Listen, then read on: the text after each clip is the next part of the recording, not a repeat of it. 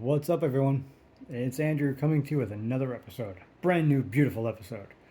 We got something called Ravnica Allegiance, pack number 1 of 3. And like I said, these episodes are going to be brand new, so let's get this pack started.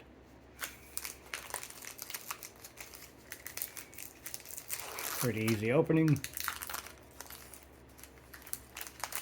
And here we go. Just throw this, actually, bam. There we go, better. So we've got ourselves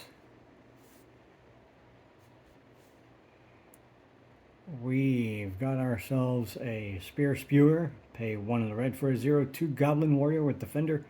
Tap it. Spear Spewer deals 1 damage to each player.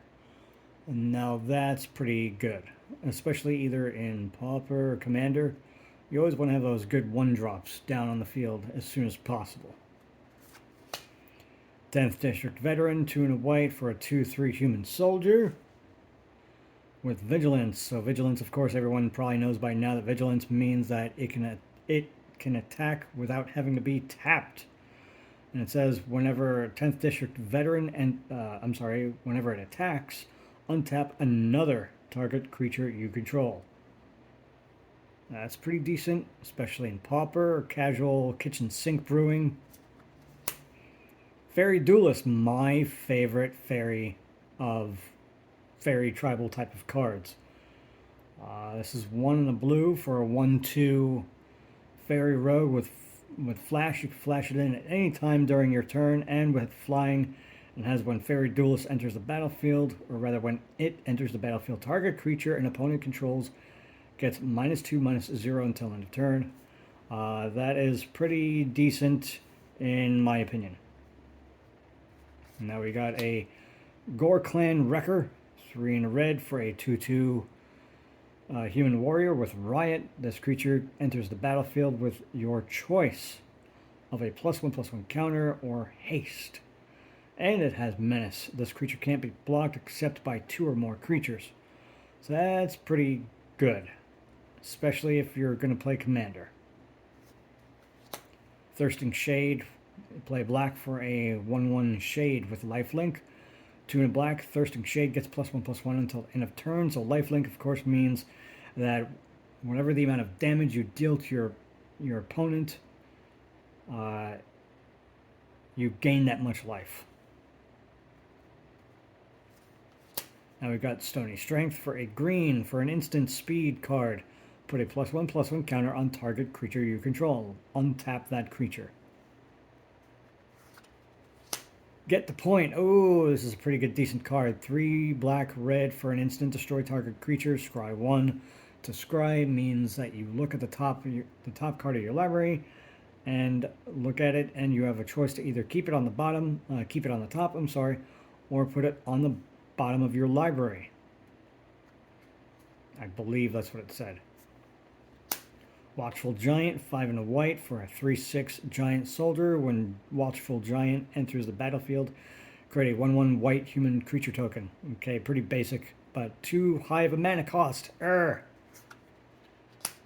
Airmunculus, 1 green and blue for a 2/3 Homunculus Mutant with flying.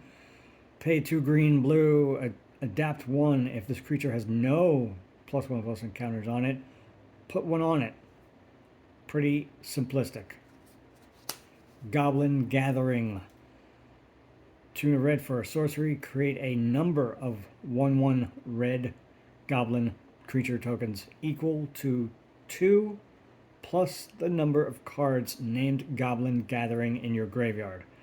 It's a little confusing.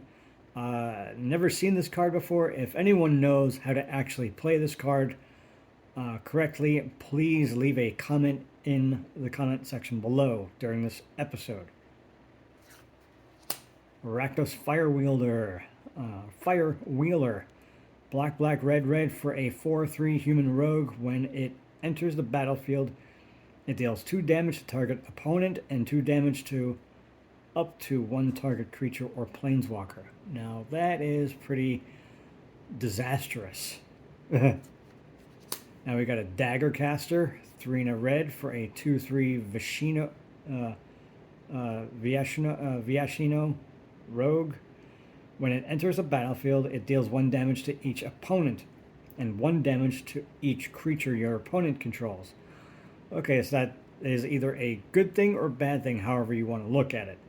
Depending on what format you're playing, it's either good for Commander multiplayer or a good round of like maybe Pauper or Modern.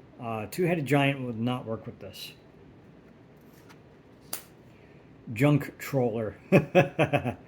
4 with a pay 4 for a 0/6 Golem artifact creature with Defender, and then you tap it on your next turn.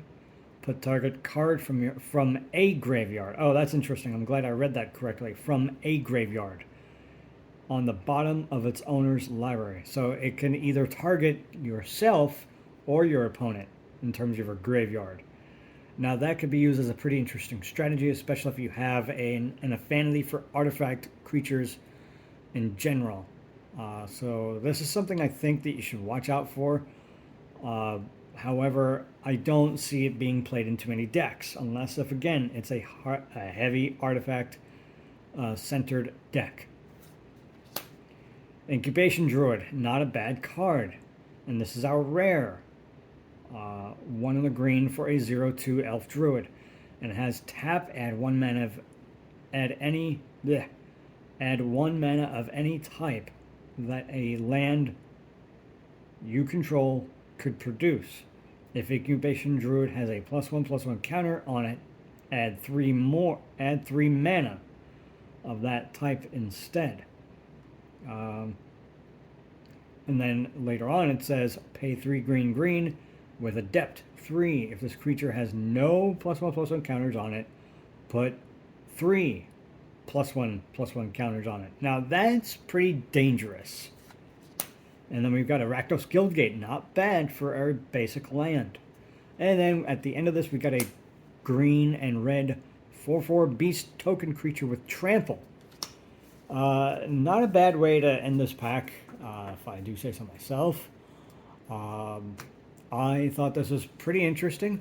Now, this is just breaking news because I haven't heard about it, and I kind of was talking to my fiance about this about a good couple of months ago with the Universes Beyond shindigs going on between Fallout, Doctor Who, Lord of the Rings, and then Street Fighter with the secret lair that came out about a good couple months back to a year ago, I think it was. I have been seeing through many other different channels that Magic has announced a crossover with Marvel. Am I even seeing this correctly? I did just happen to watch the video about an hour ago, and I was pretty shocked, actually. I didn't think this was going to happen, only because of the fact that Marvel is owned by Disney, and Magic the Gathering and/or WotC is owned by Hasbro. But Hasbro, I'm not sure if it's true or not, that they have helped produce Marvel-related toys or action figures, I think. I'm not sure. If anyone knows about that, please leave a comment down below in the comment section below. I think that's actually a dream come true for me, because I have been a complete Marvel nut since I've been a kid. Yes, I gravitated towards DC every so often, but not a whole lot. Shared property comic books are pretty cool, like the late 90s and early 2000s Marvel vs. DC comics miniseries, which was basically for the fans. I want to say that just outright. There was really no giant story except with the exception of there were 2 cosmic entities called All Power and Access or something like that. So it was really weird. If you thought it was a pretty cool story, leave a comment down below. I thought it was kind of pretty silly, but I liked it for what it was worth when it was around time. I didn't get a chance to read all of the issues that were part of it. But I thought the most funniest battle in that series was the Venom vs. Superman. I thought that was absolutely hilarious. So, with having said that, guys, let me know in the comment section down below, of course, which was your favorite card from Ravnica Allegiance from that set, and from this pack pull. Again, always, as always, my friends, Jesus is real. Don't forget to play something magical today. And again, like and subscribe if you like this video. Like it if you like it. If not, don't worry about it. You don't have to. And subscribe if you want to. Again, you don't have to. But yeah, so anyways, guys, take care and play magic. Peace.